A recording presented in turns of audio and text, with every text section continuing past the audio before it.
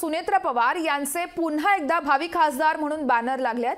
तर यावेळेस बॅनर लागलेत ते म्हणजे कात्रज चौकामध्ये आरपीआय सचिन खरात गटाकडून हे बॅनर लावण्यात आल्याचं कळतं। तर बारामती लोकसभा मतदारसंघातील कात्रज या ठिकाणी हे बॅनर लावण्यात आलेत। घड्याळ तेच वेळ नवीन असं म्हणत नवीन खासदार असा उल्लेख देखील या बॅनरवरती करण्यात आलाय। या संदर्भातली अधिकची माहिती जाणून घेऊयात आमचे प्रतिनिधी अमोल धर्माधिकारी यांच्याकडून। अमोल, आपण पाहतोय सुनेत्रा पवार यांचे कात्रज चौकात भावी खासदार म्हणून बॅनर लागले आहेत, काय माहिती कळतेय?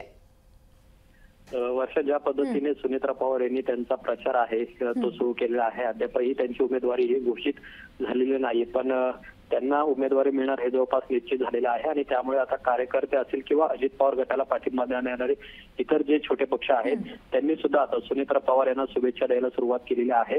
बारामती लोकसभा मतदारसंघामध्ये कात्रज चौकामध्ये हा जो बॅनर आहे तो लावण्यात आलेला आहे आणि यामध्ये भावी खासदार असा उल्लेख सुनेत्रा पवार यांचा करण्यात आलेला आहे।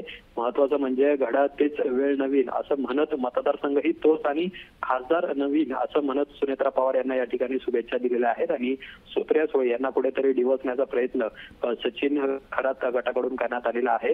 आरपीआयचा सचिन खरात गट हा अजित पवार यांना पाठिंबा दिलेला पक्ष आहे, छोटा पक्ष आहे तो पुणे शहरातला, राज्यातला, आणि त्यांनी हे बॅनर्स आहेत ते कात्रज चौकामध्ये आता लावलेले आहेत। आणि याआधी सुद्धा सुनेत्रा पवार यांचे बॅनर्स हे बारामती लोकसभा मतदारसंघामध्ये आपण पाहिलेले होते, मात्र आता पुन्हा एकदा हे बॅनर लावल्याने चर्चांना उधाण आलेलं आहे। आणि खरंच सुनेत्रा पवार यांना उमेदवारी मिळाल्यानंतर त्या खासदार होणार का हे सुद्धा पाहणं महत्वाचं आहे, पण कार्यकर्त्यांनी आतापासूनच त्यांना भावी खासदार म्हणून उल्लेख करायला सुरुवात केली आहे। निश्चितच अमोल, धन्यवाद तुम्ही दिलेल्या सविस्तर माहितीसाठी। तर घड्याळ तेच वेळ नवीन असं म्हणत नवीन खासदार सुनेत्रा पवार यांचा उल्लेख करत यावेळेस कात्रज परिसरात बॅनरबाजी पाहायला मिळते। लोकशाही मराठी ऐका, पहा, जागरूक रहा।